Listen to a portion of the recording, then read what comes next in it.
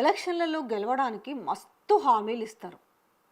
కానీ ఏదో ఒక సందర్భంలో కొన్ని సందర్భాల్లో కదా వాళ్ళకు ఒక ఎక్స్పీరియన్సే మోసపోతామని తెలిసినా కూడా ఎక్కడో ఒక చిన్న ఆశ ఇవ్వకపోతారా అనేది. ఆ ఆశతోటే జనరల్గా ఈ గెలుపు ఓటములను డిసైడ్ చేస్తారు ప్రజలు. మేనిఫెస్టో ఎవరైతే చాలా అందంగా ఇస్తారో వాళ్ళ వైపు మొగ్గు చూపడానికి ఎక్కువ అవకాశాలు ఉంటాయి. ఇప్పుడు ఉదాహరణకు తెలంగాణలోనే చూసుకుందాము. 2 టర్మ్ల పాటు అంటే 5-10 సంవత్సరాల పాటు బీఆర్ఎస్ ప్రభుత్వం ఇక్కడ పరిపాలన చేసింది తెలంగాణలో. సో వాళ్ళకి ఏంది 2 సంవత్సరాలు మొన్న ఇచ్చిన మేనిఫెస్టోలో అంత వాళ్ళకి ఆకర్షణీయంగా అనిపించలేదు.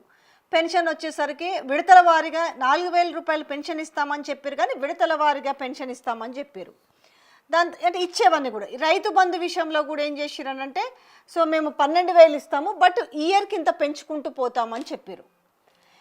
సేమ్ ఈ రుణమాఫీ గురించి కూడా అది పెద్ద సాధ్యమైన విషయం కాదు కాబట్టి పాతదే ₹1,00,000 రుణమాఫీ అని చెప్పడం జరిగింది.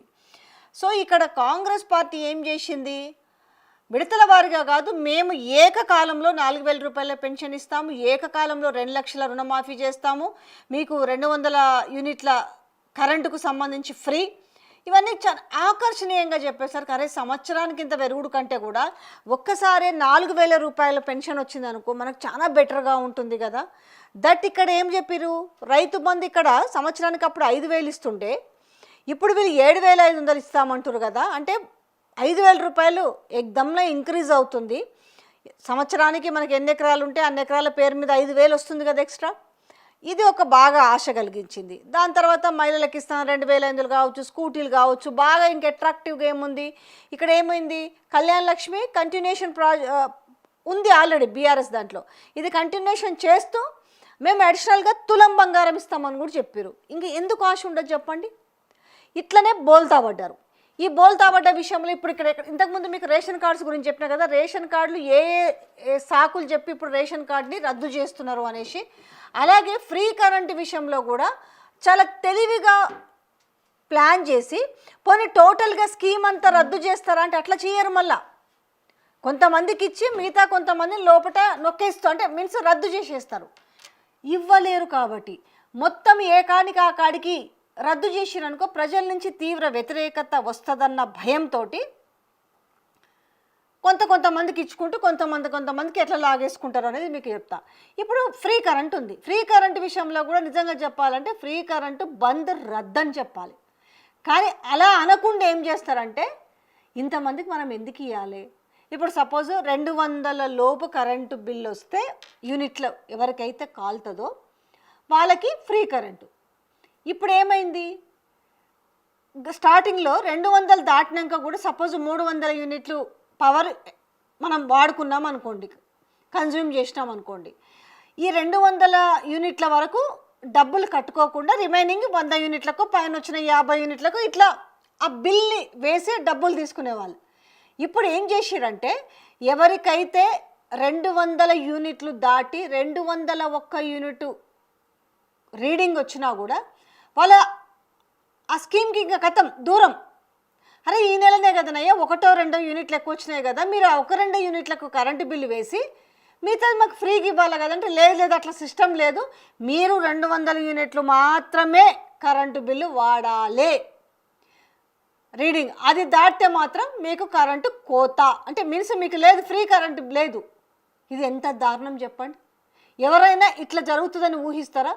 ఇగో ఈ మేనిఫెస్టోలో పెట్టి ఈ కాంగ్రెస్ పార్టీ ప్రభుత్వం చేస్తున్న అతిపెద్ద మోసమనామా, లేదంటే నమ్మించి తడిగుడ్డలతో గొంతు ఎట్ల గోయుడు అన్నట్టుగా ఈరోజు ఎంతమంది దూరమైంది చెప్పండి ఫ్రీ కరెంటుకి.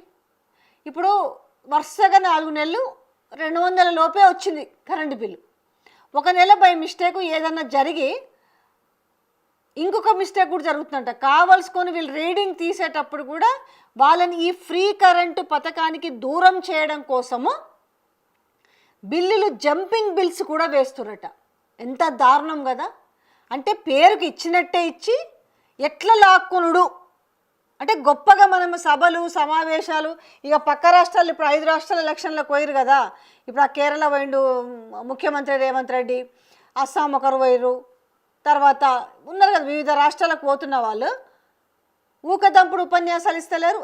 మేము తెలంగాణలో పీకినాము, కట్టలు కట్టినాము, సో ఇప్పుడు మీకు కూడా ఇది చేస్తామని చెప్పేసి ఆడ నమ్మిస్తురు చూడు. ఈడ ఆల్రెడీ ఏ రకంగా బండేసిరు నెత్తిన, ఏ రకంగా తడిగొడ్డలతోటి గొంతులు కోసిరు అనే విషయం ఇక్కడ అందరికీ తెలుసు. కానీ ఎవరికి తెలియదు అనుకొని ఆడ ఎవరికి తెలుస్తుందిలే అనుకొని ఆడ పోయి ఊకదంపుడు ఉపన్యాసాలు చెప్తున్నారు. మేము ఫ్రీ కరెంట్ ఇచ్చినాం, ఫ్రీ బస్ ఇచ్చినాం, సన్న బియ్యం ఇస్తున్నాం, తర్వాత మేము అందరికీ రుణమాఫీ చేసినాం, మేము రైతు భరోసా ఇస్తున్నాం. ఇలా ఎన్ని లోసుగులు ఉన్నాయో, ఎన్ని లోటుపాట్లు ఉన్నాయో తీసుకునేటోళ్ళకి తెలుసు, ఆ ఇచ్చేటోళ్ళకి కూడా మహా తెలుసు. కానీ వాళ్ళ మనసు ఒప్పుకోవట్లేదు, పచ్చి అబద్ధాలు చెప్తున్నారు. వాళ్ళ ఫ్రీ కరెంటు విషయంలో కూడా పూర్తిగా దీన్ని బంద్ పెడితే ప్రజలు రాళ్లతో కొడతారని చెప్పేసి ఏ రకంగా దీన్ని కట్ చేయాలని చెప్పి దొంగ బిల్ అంటే జంపింగ్ బిల్స్ ఏం చేస్తారు. ఇప్పుడు రీడింగ్ చూసిన తందే మనమేం అక్కడ కూర్చొని 1, 2 మనం లెక్కేసుకోము కదా. సో 2 ఉన్నాయి ఇందులో సమస్యలు. ఒకటి వచ్చేసి మీ కనుక ఏదన్నా నెలలో 201 యూనిట్ వచ్చినా కూడా మిమ్మల్ని ఆ సంక్షేమ పథకానికి దూరం చేస్తున్నారు. రెండోది మీకు రీడింగ్ తీసే వాళ్ళలో కూడా ఏముంది, 1 యూనిట్ జస్ట్ అటు ఇటు వేసినా కూడా మీరు ఆ ఉచిత కరెంటు బిల్లు సంక్షేమ పథకానికి దూరం అవుతున్నారు. అర్థమైంది కదా. అంటే ఎట్లా మీకు తెలియకుండా అవునా దీనివల్ల అర్థమయ్యేసరికి అది అయిపోతుంది. మళ్ళీ వీళ్ళు కరెంట్ ఆఫీసుల చుట్టూ, ఏఈ ఆఫీసుల చుట్టూ, అరే ఇది కాదు మాకు ఒక్కటే నెల ఇట్లా వచ్చింది, మళ్ళీ ప్రతి నెల మాకు ఇదే వస్తుందని నెత్తి నోరు తల బాదుకున్నా కూడా అదంతా లేదు, ఈ రూల్స్ అండ్ గైడెన్స్ ఈ విధంగానే ఉన్నాయని చెప్పి తప్పించుకుంటున్న వైనంగా అనిపిస్తుంది. ఆల్రెడీ ఇచ్చిన 6 గ్యారంటీ స్కీమ్లలో ఎన్ని ఎగదొబ్బిరో తెలుసు. కనీసము అట్లా అడపాదడపా ఇస్తున్నదన్న సక్రమంగా ఇస్తున్నారంటే దానికి కూడా లక్షల మందిని దూరం చేస్తారు. వాళ్ళ టార్గెట్ ఏంటంటే బడ్జెట్ని కంట్రోల్ చేసుకోవాలి, వీళ్ళకి ఎందుకు ఇవ్వాలన్న ఉద్దేశంతో ఇన్ని సాకులు పెడుతున్నారు. దానివల్లనే ఫ్రీ కరెంటు బంద్ అనే చెప్పాలి ఒక విధంగా.